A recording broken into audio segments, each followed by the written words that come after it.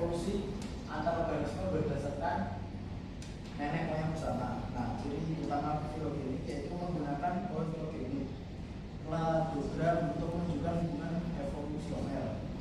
Kedua, berdasarkan karakter yang diwariskan dari nenek moyang bersama. Yang ketiga, data yang digunakan dapat berupa morfologi, fosil maupun molekuler. Nah, contoh pohon filogenik ini bisa dilihat. Semakin dekat percabangan, semakin dekat hubungan kedapatan antar organisme. Nah, selanjutnya peran filogenik. Yang pertama, memahami sejarah evolusi makhluk hidup, dasar dalam klasifikasi dan sistematika. Yang ketiga, menentukan hubungan kekerabatan. Yang keempat, membantu penelitian evolusi dan konservasi. Terus yang kedua, pendekatan analisis filogenik. Metode yang digunakan yang pertama morfologi, menggunakan karakter bentuk, struktur tubuh dan anatomi. Terus yang kedua, molekul DNA RNA, menggunakan data sequence scan atau genom. Yang ketiga, bioinformatika, yaitu mengolah data menggunakan perangkat lunak dan analisis statistik. Terus tahapan analisis filogenik yang pertama, pengumpulan data, mengambil sampel dan mengumpulkan data morfologi atau sequence RNA atau DNA.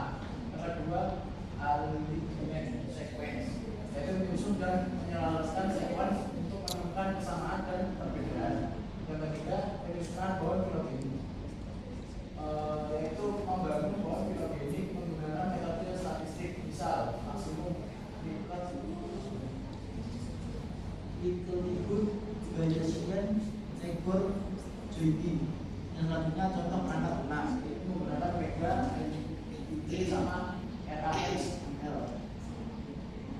Yang ketiga, pengembangan filogenik dalam biologi modern, yaitu perkembangan terkini. Filogenik menggunakan data genom skala besar untuk menghasilkan pohon evolusi yang lebih baik atau yang lebih akurat. Yang kedua, menggunakan artificial intelligence atau AI. AI dan gene learning membantu mempercepat analisis data kompleks dan memprediksi hubungan evolusi. Yang ketiga, bioinformatika maju, yaitu integrasi berbagai data genomik, morfologi, fosil, dan metode komputasi modern. Yang selanjutnya, penerapan dalam biologi. Pertama, evolusi, memahami pola evolusi dan asal usul keanekaragaman hayati. Yang kedua, genetik dan biologi molekuler, yaitu mengidentifikasi gen, memahami fungsi gen dan mekanisme evolusi molekuler. Yang ketiga, konservasi biodiversitas, yaitu menentukan prioritas konservasi berdasarkan hubungan kekerabatan atau spesies. Yang keempat, klasifikasi organisme, yaitu memperbaiki sistem klasifikasi berdasarkan data filogenik modern. Nah, kesimpulan dari tes ini yaitu filogenik merupakan ilmu penting dalam biologi yang menjelaskan hubungan kekerabatan dan sejarah evolusi organisme. Dengan pendekatan analisis yang beragam dan perkembangan teknologi modern seperti genomik, bioinformatika, dan artificial intelligence, filogenik semakin berperan besar dalam bidang biologi dan memberikan manfaat nyata bagi kehidupan. Terima kasih. Ada yang kita tanyakan, kami buka pertanyaan. Silakan. Ya.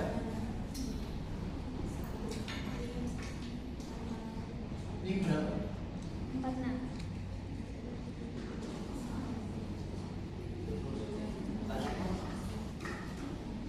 Menjelaskan metode statistik maksimum likelihood Bayesian. Metode statistik Maksimum likelihood di poster tahapan analisis filogenik.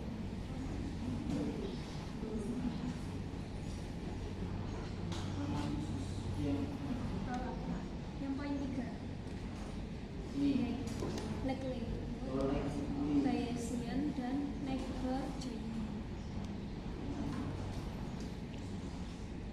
Dan berikan contohnya.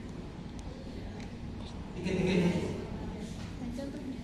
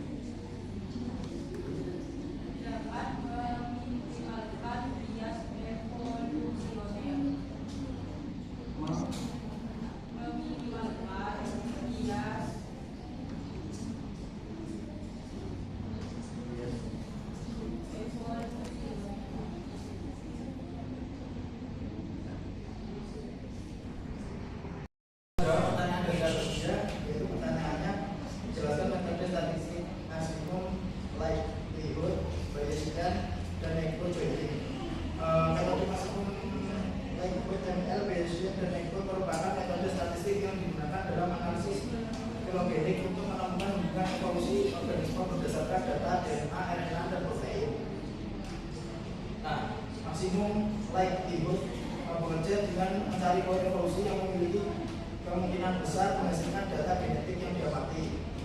Yang kedua, metode Bayesian. Hampir mirip dengan metode sebelumnya, tetapi menggunakan pendekatan probabilitas Bayesian dengan menggabungkan data diamati dan informasi awal. Nah, hasilnya berupa probabilitas posterior yang menunjukkan tingkat keyakinan terhadap suatu pohon filosofi. Nah, yang ketiga, Neighbor ini adalah metode berbasis jarak. Metode ini membangun pohon filogenik dengan mengelompokkan pasangan organisme yang memiliki jarak genetik yang paling dekat. Terus menjawab pertanyaan dari Tasya, bagaimana integrasi data fosil genomik dan morfologi dalam bioinformatika maju dapat meminimalkan bias evolusioner. Integrasi data fosil genomik dan morfologi dalam bioinformatika maju dapat meminimalkan bias evolusioner karena ketika jenis data tersebut saling melengkapi. Nah, data fosil memberikan informasi waktu dan bentuk organisme masa lampau sehingga membantu mengetahui proses evolusi.